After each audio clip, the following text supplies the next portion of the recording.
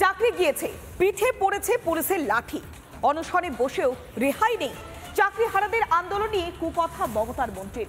ফিরহাদ হাকিমের মন্তব্য, ছবি তোলার জন্যই নাকি এই অনশন, আর তারপরেই রেগে কাঁই চাকরিহারারা। ইতিমধ্যে সমালোচনায় সরব হয়েছে বিজেপি।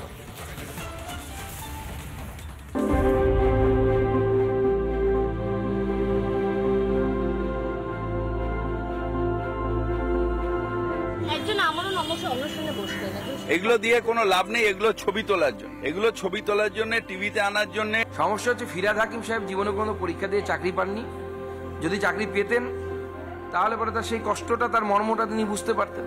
তো আমার সেই জন্য বক্তব্য হচ্ছে ফিরহাদ হাকিম সাহেবকে, যে আপনি দাওয়াত দিয়ে বেড়ান, দাওয়াত খেয়ে বেড়ান, কোনো অসুবিধা নেই। অতএব এই শিক্ষকদের নিয়ে চাকরি চলে যাওয়া নিয়ে কোনো মন্তব্য করবেন না।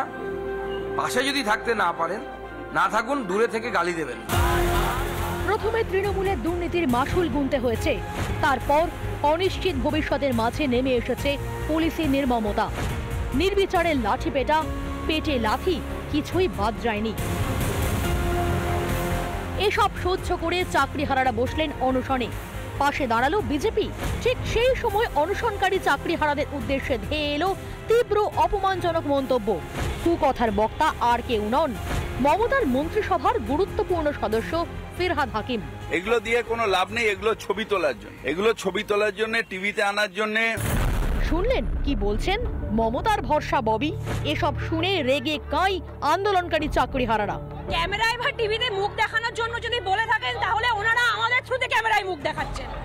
আমরা যোগ্যরা, আমাদের দফা এক, দাবি এক, মিরর ইমেজ প্রকাশ হোক। আজকে মিরর ইমেজ প্রকাশ করে দিক সমস্ত লিডিং নিউজ পেপারে, কমিশনের ওয়েবসাইটে।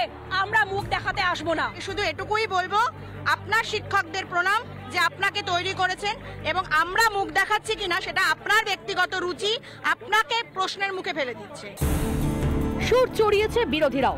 ওনারা এসব কুৎসা করবেন, যাদের চাকরি গেছে, যোগ্য প্রার্থী যাদের চাকরি গেছে, তাদের দুঃখ সম্বন্ধে তারা কিছুই বলেন না, বুঝতেও পারেন না। এত যদি টাকা থাকে কারো, তিনি অন্যের দুঃখকে দুঃখ বলে মনেই করেন না। এদিন অনশনস্থলে চাকরিহারাদের সঙ্গে দেখা করতে যান বিজেপির অভিজিৎ গাঙ্গুলি, রুদ্রনীল ঘোষ এবং রূপা গাঙ্গুলিরা। আন্দোলনকারীদের পাশে দাঁড়িয়েছেন এসএসসির প্রাক্তন চেয়ারম্যান চিত্তরঞ্জন মণ্ডলও।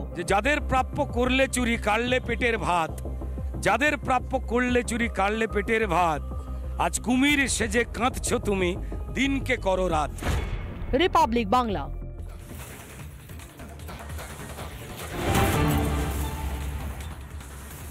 চাকরি হারিয়ে হাহাকার করছেন শিক্ষকরা।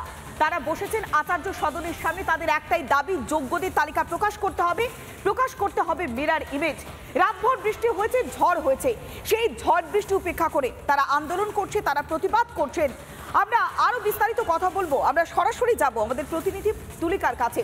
তুলিকা, গতকাল রাতে আমরা দেখেছি ঝড় হয়েছে, বৃষ্টি হয়েছে, সেই ঝড় বৃষ্টি উপেক্ষা করে আন্দোলন করছে শিক্ষকরা, তারা অনশন করছেন। এই কঠিন পরিস্থিতিতে তাদের প্রতিরোধ, তাদের প্রতিবাদ আরো কত জোরদার হচ্ছে তুলিকা?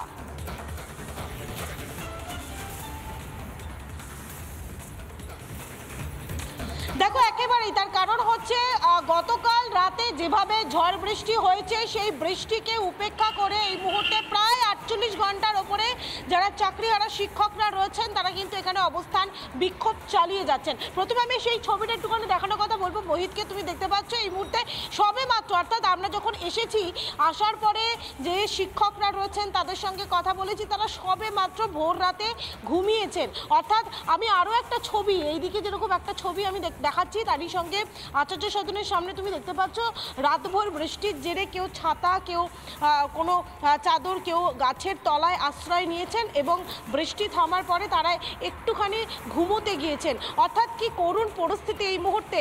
গতকাল অভিজিৎ গঙ্গোপাধ্যায় তিনি রাতে এসেছিলেন, বৃষ্টি যখন পড়ছিল, দেখা করার জন্য এসেছিলেন। সেই সময় পুলিশের কাছে নাকি অনুরোধ করা হয়েছিল যাতে অন্তত ত্রিপলের ব্যবস্থাটুকু করা হয়। সেই ব্যবস্থাটুকু করারও অনুমতি দেওয়া হয়নি পুলিশের পক্ষ থেকে। আমি একটুখানি আসবো, কারণ গতকাল সকাল 11:10 নাগাদ পঙ্কজ রায় নামে এক শিক্ষক, তিনি অনশনে বসেছেন, এবং বিকেলের পর আরও দুজন অনশনে বসেছেন। আমি তার মধ্যে তুমি দেখতে পাচ্ছ এই মুহূর্তে অনশনের যে ছবি, যেখানে ইতিমধ্যেই 3 জন শিক্ষক রয়েছেন। আমি একজন শিক্ষকের সঙ্গে একটু কথা বলার চেষ্টা করব, তার কারণ একদিকে গতকাল রাতের যে বৃষ্টি, সেই বৃষ্টিকে উপেক্ষা করে আপনারা এখনও বসে রয়েছেন। পুলিশ কি কোনোভাবে অনুমতি দিল না ত্রিপল অন্তত টাঙানোর জন্য মাথার উপরে?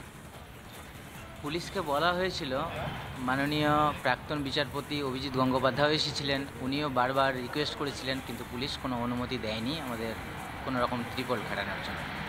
কি কঠিন পরিস্থিতির মধ্যে আপনারা এখন রয়েছেন? গতকাল রাতে আপনারাও বলছিলেন যে সারা রাত ঘুমোতে পর্যন্ত পারেননি, একদিকে অনশন করছেন, কিন্তু অনশনের জন্য সামান্য আমরা দেখতে পাচ্ছি খোলা আকাশ। আমি একটুখানি বলবো মোহিতকে একটু প্যান করার জন্য, খোলা আকাশ তুমি দেখতে পাচ্ছ এই মুহূর্তে, এখানেই তারা বসে রয়েছেন, অনশন করছেন। মানবিক পুলিশও হতে পারলো নাকি? আসলে আমরা অনশন চলাকালীন আপনারা জানেন যে 8টার পর হঠাৎ করে ঝড় শুরু হয়, ঝড়ের পর নেমে আসে বৃষ্টি। এই ঝড় তো প্রাকৃতিক ঝড়, যদিও আমাদের মনের মধ্যে এক ধরনের ঝড় শুরু হয়ে গেছে 1 বছর আগেই, 22 এপ্রিল 2024। এই ঝড়ের পরে যখন বৃষ্টি শুরু হয়, বৃষ্টিতে আমরা কোনো মতে ছাতা নিয়ে দাঁড়িয়ে থাকলেও ভিজে যাই, কিন্তু আমরা যে পোশাকটা পরে আছি এখনও, সে পোশাকটার কিন্তু অর্ধেকের বেশি ভিজে যায়। সেই অবস্থাতে ওখানে দাঁড়িয়ে থাকি, দাঁড়িয়ে থাকতে থাকতে রাত 3টে নাগাদ এখানে এসে বসতে পারি আর কি। সেভাবেই তো এখনও আছি। আমাদের শরীরে এই পোশাক শুকোচ্ছে, ভিজছে, সব কিছুই। লড়াই তো চলছে। আসলে লড়াই বলতে কি, আমাদের তো দাবি একটাই, কিছুই তো না। 2016 সালে আমরা যারা পরীক্ষা দিয়েছি, সে 22 লক্ষ পরীক্ষার্থীর ওএমআরের যদি মিরর ইমেজ প্রকাশ করে মাননীয় চেয়ারম্যান এসএসসি, এবং তার মধ্য দিয়ে যোগ্যদের একটা নির্ভুল তালিকা প্রকাশ, এই দুটোই কিন্তু আমাদের দাবি। আর তো এক্সট্রা কোনো কিছু দাবি নেই। যদিও এতদিন পর্যন্ত কখনোই চেয়ারম্যান সিদ্ধার্থ মজুমদার বলেননি যে আমাদের কাছে মিরর ইমেজ কপি আছে।